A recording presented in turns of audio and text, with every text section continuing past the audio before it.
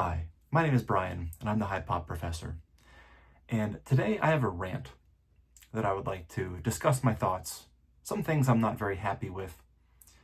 But before we do this, I'm recording this late at night, and I would like to give a toast to all the collectors out there, little C collectors, not the big C collectors.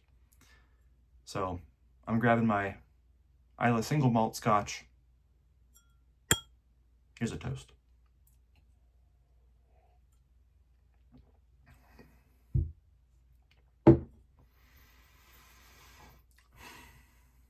So what am I talking about here today? I love the card hobby. I love buying cards. I love selling cards. I like the strategy. I like growing my bonsai tree, figuring out where the redundancies are, trimming away at the bonsai tree. I use my cards and I use my collection to help fund my hobby because I'm a school teacher, I got 3 kids going through elementary school, middle school, and now high school. And the problem is, this entire year, I've had economic policy on my mind as background noise, cluttering in my brain, and I don't like it. I don't like it one bit. It started, I think, in January when I got that dreaded 1099K from eBay from last year.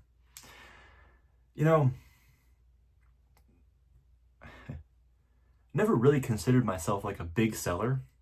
And I guess I hadn't really considered just how many cards I was sort of adjusting, moving around, to sell this to get into that, to move that along and trade up here, to upgrade this card, downgrade this card, downgrade to upgrade, whatever it might be.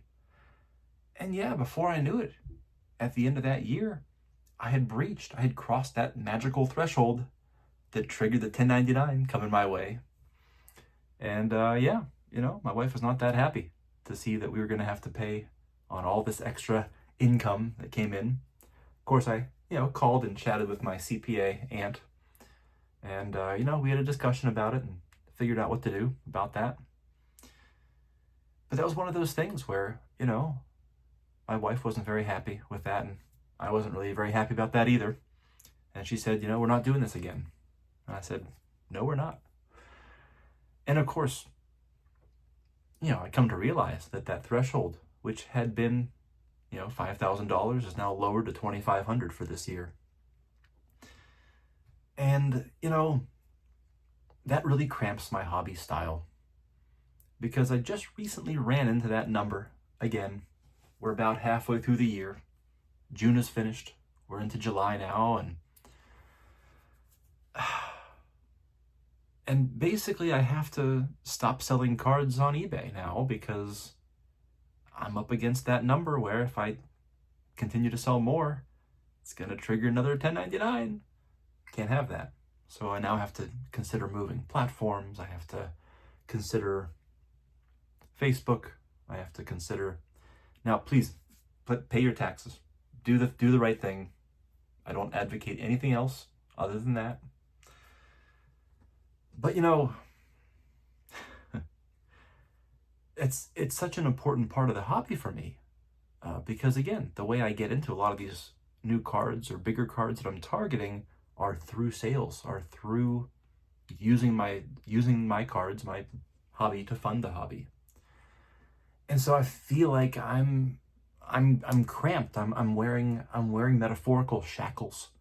And by the way, I'm really happy with my progress of my collection and YouTube channel, and everything else in the hobby has been going swimmingly despite this. But I can imagine, if this didn't exist, this barrier weren't there to have to contend with. And now I do realize that just the other day in the big beautiful bill, that this restraint has been lifted. The clouds have parted. And now we're back to the $20,000 of sale and 200 transactions to now trigger the 1099. But here's my question. And I haven't been able to get a good, solid, reliable answer to this question. And so please, please, please, if you know, please let me know in the comments. Does this trigger immediately for this calendar year, or does that start next year? Are we still on that 2,500 to trigger for this year, or is it immediately, as of this moment, this calendar year, tax year 2025, is it now raised up to that 20K level? I'm getting different information from different sources. All the internet searches I'm trying are turning up conflicting. I can't get a straight answer. So I don't know. I'd love to be able to engage fully. I'd love to be able to not worry about that, but I don't know. And so it's annoying, and I don't like it. That's as far as selling cards. But what about buying cards? Well, that's again, they're messing with us. They're messing with us. They're eBay. eBay, eBay, eBay. That's where I go to get my cards. I'm not going to hide it. I'm not going to say otherwise. Is the only place I go? No, but it's the biggest. It's where I get 95% of the cards I buy are through eBay. Yes, I've gotten some through Facebook. Yes, I even got exactly 2 cards through Whatnot, but I don't even have it downloaded on my phone anymore.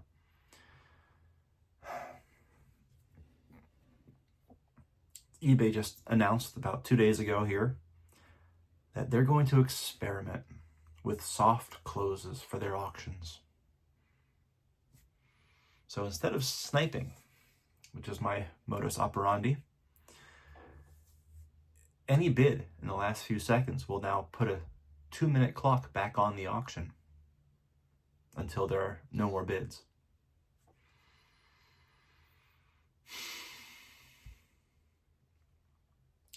What does this mean? Well,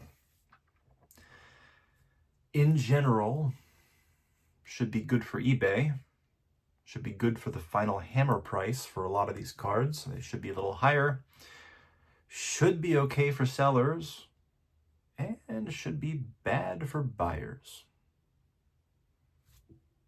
That's it. Why? Why is it bad? Well, consequences, man. A lot of things are going to happen here. Basically, I mean, people are emotional beings. They just are. The cool thing about having the hard close is, with the exception of the buy it nows or best offers, if there's an auction and there's a card I really, really want to go for, I'm going to hammer that thing with a mega bid with literally 2 seconds left. I don't use any of the automatic sniping software. I don't do that. I go in, I set an alarm for myself 5 minutes before, whatever it might be. And I come up with my max bid, and it's usually a mega bid. It's usually if I really want the thing, then comps be damned, I'm going for it. we're throwing one in, and we're throwing it in at 2 seconds left every time. And it leaves it so there's no reaction time possible from anyone else to come back over the top of that.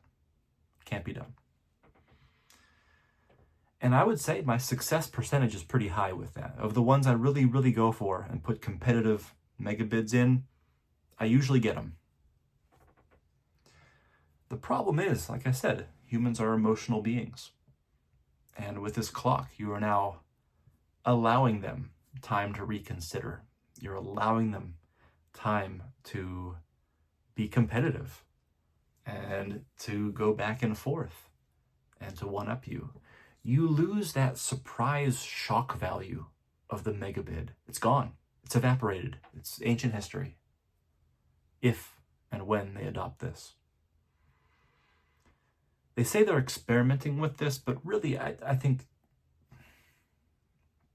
I feel like it's inevitable. I feel like it's going to happen. And so these higher hammer prices It's great for eBay because they're making their money off the commission, the percentages. If their auctions finish for more, they make more money. So they have every incentive in the world to go ahead and adopt this policy. They just do. But higher sticker prices also means I get to buy fewer cards. It's true. Or overpay or overpay for the ones that I am buying. So it's bad. It's very bad. And with these higher hammer prices comes, I think, more opportunity for shill bidders to step in. And what actually could come out to bite them in the butt here is with some of these higher auction closes and more shill bidding, when you do have the shill bidders that end up winning, you have a higher rate of unpaid ended auctions. And if they don't get paid, then eBay doesn't make that money. So I suspect when they say they're having a trial period, experimentation with this, I think that's the one thing that they're probably testing out. Is they're testing out to see, well, if the percentage of winning bids goes down by enough that cuts into the additional profit we would otherwise make with higher hammer prices, is that a net gain still? Right? They're a business. They want to make money. Profit's not a four-letter word here, right? But here's another thing. These mega bids, that strategy is now completely broken, kaput, gone. And so what this means is that there's this magical range of numbers between where the high bid ends and where the max mega bid is, right? You know, because I talked to other collectors in the hobby. And I spoke with one on the phone actually today. And this collector told me that they were very happy that they won this auction for $35. And the auction that this collector won for $35, they had put a max mega bid in for $350 to make sure they won it.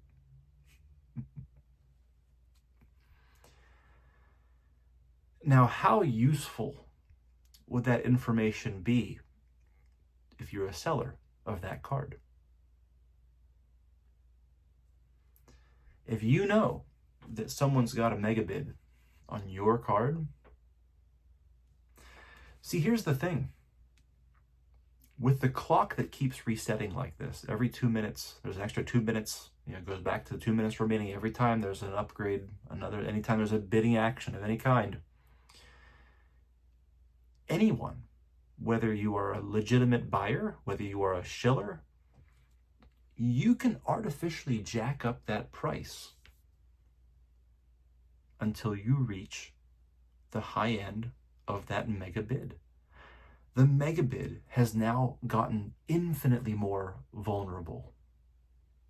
And here's why. Let's use an example. Let's say there's a card that has a max bid of $35 on it. Okay? You want the card. Now your max bid, you're going to go ahead and put one in, a really high bid, but not like 350 high. You're going to put it in like 87.50. Let's say you're going to make that your max bid. Great. 87.50. Boom. It shows $35. Comes down to the last minute of the auction, and someone wants to go ahead and increase their bids, right? So they bid 36, and they're outbid at 37. They bid 38, they're outbid at 39, right? They bid 40, so on and so forth. They keep getting outbid, and they can keep going up $1 at a time. Well, what happens when they bid $87? They get up to, they get up to $83, and then it comes back at 84. They bid 85, it comes back at 86. They bid 87, and they're outbid, but they're not outbid by 88. They're outbid by 87.50, which is less than the bid increment. Aha! Well, they've reached the ceiling now, haven't they? That's the max. You see, if the bid increment, if it's not neatly sandwiched in there, if it's any other amount than exactly the bid increment that it's raised up to, then the gig's up. The gig's up. You're on the hook for your megabid amount, like every time.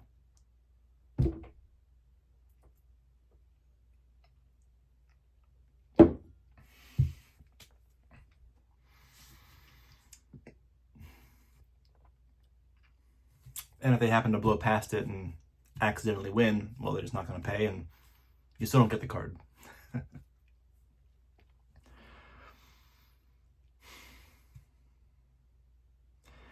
You know, the only time as a buyer that this soft close might be a good thing is on auctions where you lose. Or should I say, auctions you would have lost. It's true. I mentioned that my success percentage is pretty high on the cards I really want to go for. It's true. Not trying to brag, but I'm just saying. On the few that I have lost, there are still a few that I'm not going to say they haunt me, but maybe a little bit. There was a card 2 years ago. It was over 2 years ago. 2.5 years. It's before we moved. And I still remember what it was to this day. In fact, it's on my list. I'm still targeting it to this day. And it was a 98 Pinnacle Epics Emerald Moment. Greg Maddox. Not serial numbered, but a print run of 30. And it was going for an absurdly low number. So I admittedly kind of did a half-ass mega bid. You know, I only doubled it, you know, what the amount was at the last second. And I lost. But it was a pathetic price, though. This is a card that, you know, it didn't even hit $75. And for the rarity of that card, it's a silly price. You know, I can easily see paying double for that, and it would still be a very good price. Anyway, that is a case. That is a case where, had I seen I was outbid, I would have had 2 extra minutes to come back over the top and say, okay, just kidding. I'm going to bid 85 or 92 or 106 or whatever. And I would have time to then come back. And again, the emotional component kicks in. See, I love how it's like we all pretend to be, you know, these logical, rational decision makers. But then a card like that comes up, and you know it's rare, and you know you don't see it often. And you get into those bids and the competition, and like, this might be your last chance to own this card. It might not show up again for 2 more years. If you don't get this one now, it's gonna who knows when it will be. And so, yeah, on cards like that I ended up losing, sure, that might be an opportunity where this might be not a terrible thing. But the problem is my percentage is actually pretty good. I actually, you know, do a pretty good job winning the ones I'm really going after. And now, on that way higher percentage of cards, either, number one, I'm going to lose those because now, like, the mega bid strategy is up. It's gone. But, you know, you're cooked. Or, number two, yeah, you'll win it, but you're going to pay way more. That vulnerability between the max bid and your mega bid, danger zone in there. So now you're just overpaying for cards. You're just going to eat away at your card budget. You're paying more for the cards that you do get, so you can get fewer cards.